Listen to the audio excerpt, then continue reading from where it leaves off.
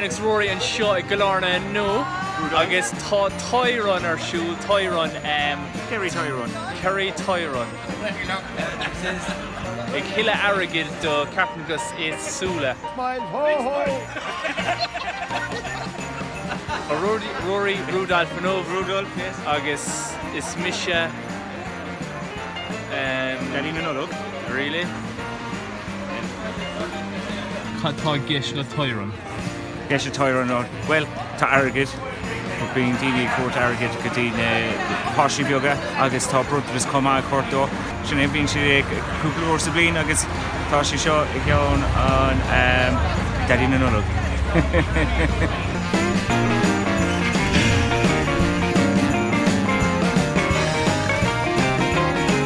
Today we're supporting the Kerry Toy Run, Tralee and Killarney coming together and just supporting a great cause. We have a good day first.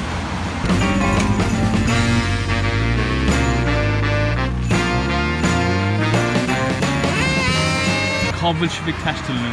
Tá muid dhéanamh this Chiarraí, a ring of Kerry as Béarla.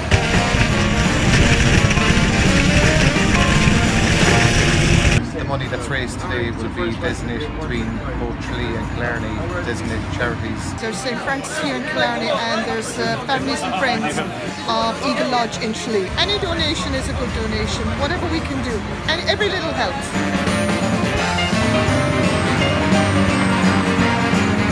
This toy run is nearly in its 20th year now, and today I think we have around probably about 50 or 60 bikes.